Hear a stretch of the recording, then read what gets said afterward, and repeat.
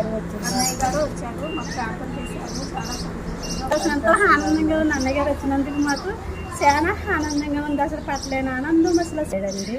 బిగ్బిట్లో ఉంటున్నాం, మస్కట్ దేశం బిగ్బిట్లో ఉంటున్నాము. ఇవాళ అన్నయ్య గారు మాకు ఆటం వచ్చి ఇక్కడ వచ్చి మేము ఉండే చోటకి మస్కట్ దేశం మీరు వచ్చి మా ఇంటికి వచ్చి మా గృహంలో ప్రార్థన చేసి